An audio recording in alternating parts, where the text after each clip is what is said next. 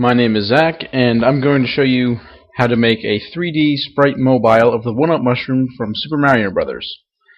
My camera couldn't take video that I was capable of editing, so it'll be a series of pictures with voiceover narration and a separate video of the finished product. The supplies you will need are gridboard paper, size 22 by 28 inches. It comes in packs of 3 sheets for about $3.99. I get it at Staples usually. I'm sure other places like Office Depot probably carry it. Next thing you'll need is a good set of, at least I have the Crayola 20 set markers. If you have more, that's fantastic, but you probably want at least that much, especially if you're going to be doing a more complicated sprite. I also have a separate larger black marker, because as you would guess with a sprite, black is the most used color as it outlines everything. You'll need a pair of scissors, some regular size grid paper. You'll also need string and copious amounts of either scotch or packing tape. Now, once you find the regular size grid paper, you look online, you find it wherever, Google Images, find the sprite you want.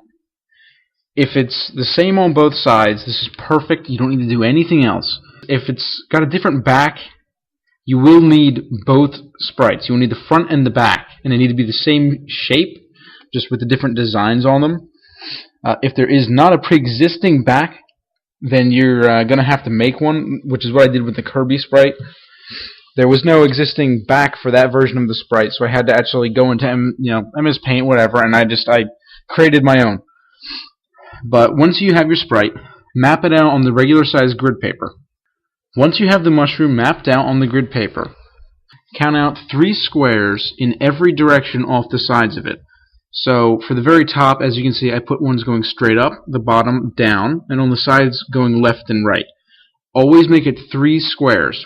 The only reason they're different colors here is just so that you can tell that they're different components, that each one's a different direction, different part.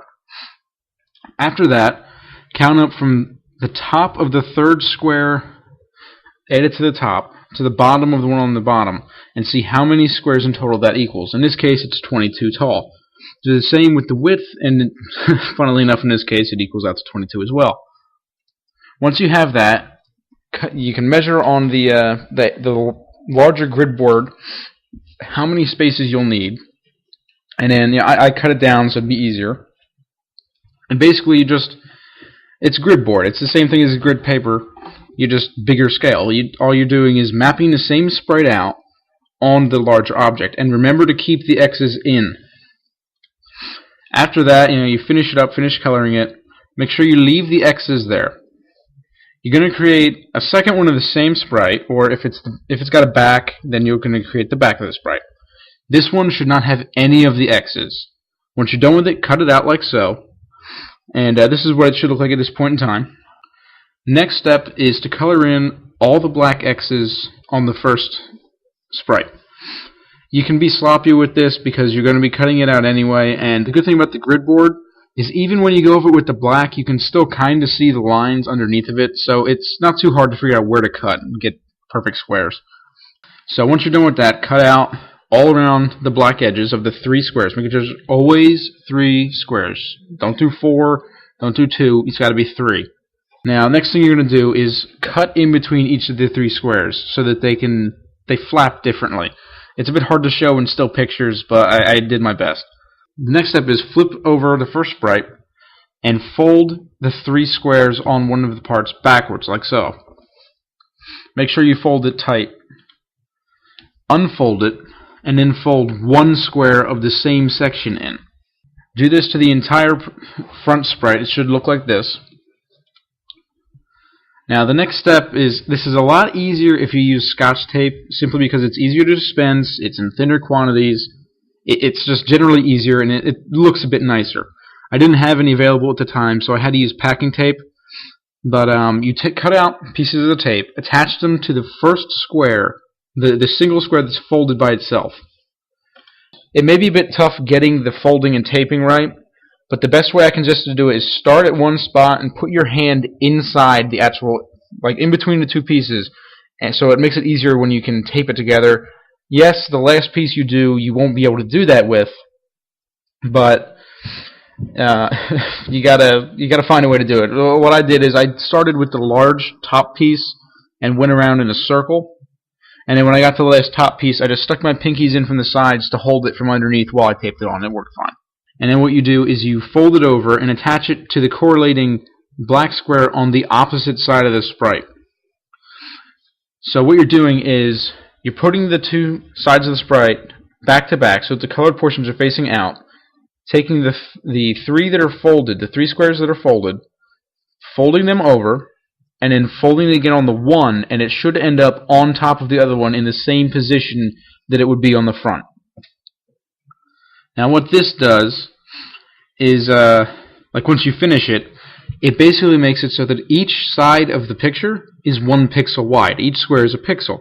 So that's why you use 3 squares, so it's the one that goes on the other side and 2 that are the side. So it's like you had two 1 pixel objects and stuck them together. Once you're finished, it should look something like this. You can see it from the side. Now obviously there's going to be some holes if you're looking from above or below. You can fix this by also cutting out 3 square strips off of separate paper and just taping it on top to cover the holes. I didn't feel like going all that way just for the one-up mushroom because this was pretty simple. But the next step is cut off a piece of string, wrap it in a piece of tape, put that piece of tape onto another one, then you just stick it on the top and coat it, make sure it's sticking on there good, and then you're done. That's it.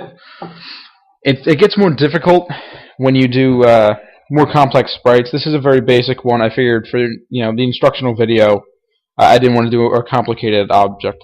But like the Mega Man one was moderately difficult. The Kirby one was a bit more difficult because it was so off the shape-wise, because it was almost like a really weird triangle.